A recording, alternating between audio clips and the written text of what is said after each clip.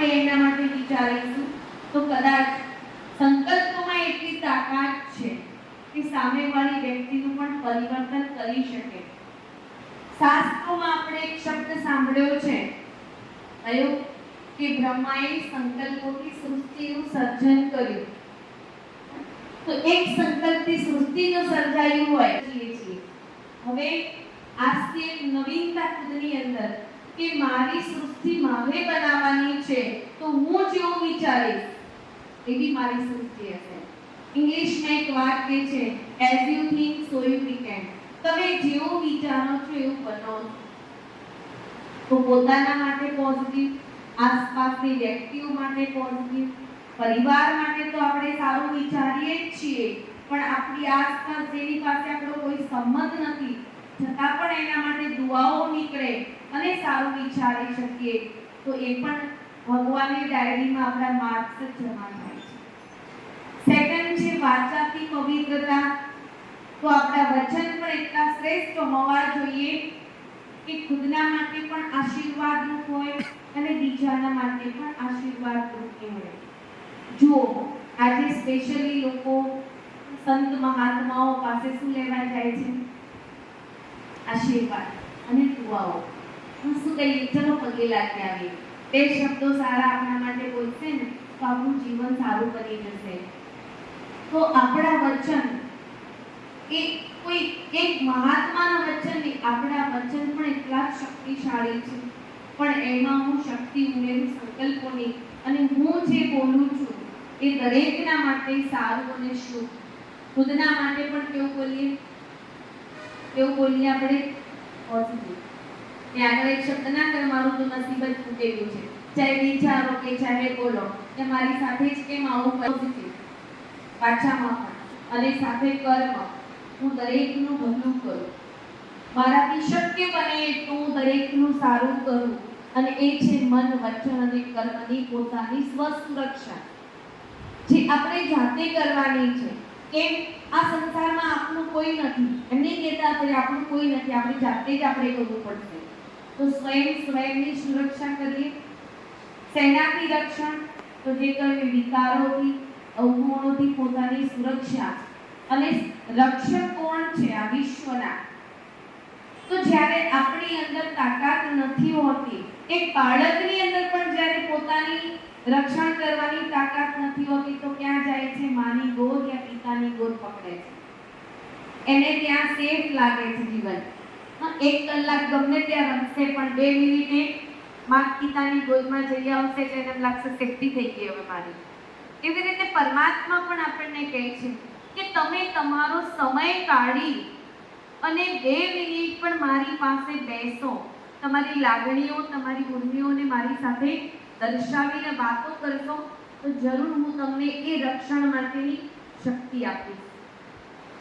એટલે આ બ્રહ્માકુમારી સંસ્થા એક નવો પ્રોજેક્ટ બહાર પડી રહી છે, જેનું લોન્ચિંગ છે, અને તો લગભગ આખું વિશ્વ કરવાનું છે. મિલિયન મિનિટ્સ ઓફ પીસ, કે તમે આખા વિશ્વને આખા દિવસ દરમિયાનમાં 5 મિનિટ શાંતિનું દાન આપો યા દુઆઓ આપો, અને એની શરૂઆત ખુદથી કરવાની છે. અને જ્યારે પ્રોજેક્ટ બહાર પડશે ત્યારે ફોર્મ પણ અમે લોકો ભરાવીશું બધાની પાસે, અને એક એવી પ્રતિજ્ઞા કે હું મારા માટે સમય કાઢું 5 મિનિટનો, અને હું પરમાત્મા પાસે બેસી અને વિશ્વની માટે દુઆઓ માંગુ, અને ખુદની માટે પણ ભગવાનથી દુઆઓ માંગુ કે જેનાથી આપણી આંતરિક સુરક્ષા જળવાઈ રહે. કારણ કે બાહ્ય પ્રોટેક્શન તો લોકો આપણને કરી રહ્યા છે, પણ આંતરિક પ્રોટેક્શન માટે કોણ જવાબદાર છે? આપણે સ્વયં છીએ. અને બંધન શબ્દ એવો છે ને, કોઈને નથી ગમતો, પરંતુ કહેવાય છે કે મનુષ્ય કોઈનાય બંધનમાં ન બંધાય, પરંતુ આ એક બંધન છે રક્ષાસૂત્રનું, એવું છે જેમાં સામેથી બતાવવા તૈયાર છે. તો એ પવિત્રતાનું બંધન કે જેને આપણે જીવનમાં ધારણ કરીએ અને સાથે સાથે અનેક વિકારોના બંધનોથી મુક્ત કરીએ. આજનો દિવસ રક્ષાબંધન નિમિત્તનો, રક્ષાબંધનના દિવસે આજે લોકો ઝાડ પાનને પણ રાખડી બાંધતા હોય છે. કે પ્રકૃતિની સુરક્ષા કરવી એ પણ આપણી જવાબદારી છે.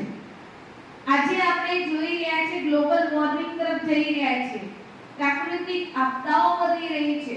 ખાલી રાખડી પ્રકૃતિને બાંધવાથી પ્રકૃતિની સુરક્ષા નથી થતી, પરંતુ આપણે પ્રકૃતિનું જતન કરવું જોઈએ, પ્રકૃતિની સુરક્ષા કરવી જોઈએ.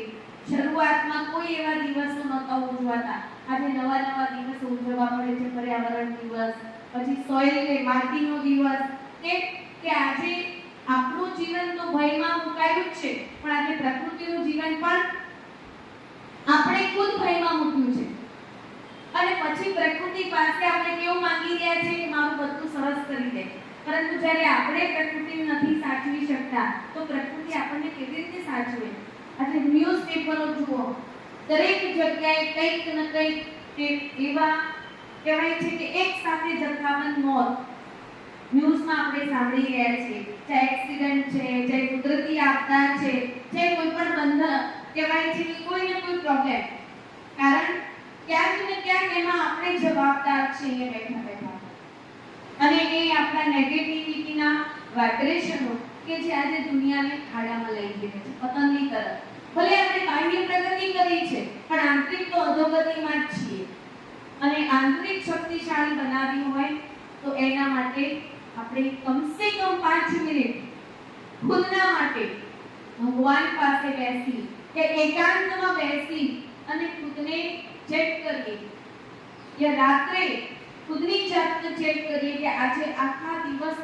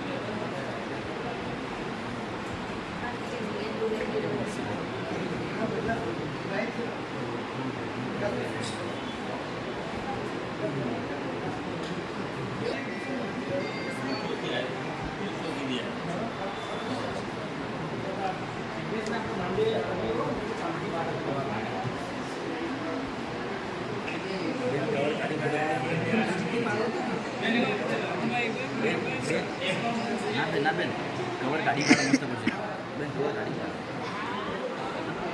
હવે કોઈ લાઈન થઈ ગયો. સતીશભાઈ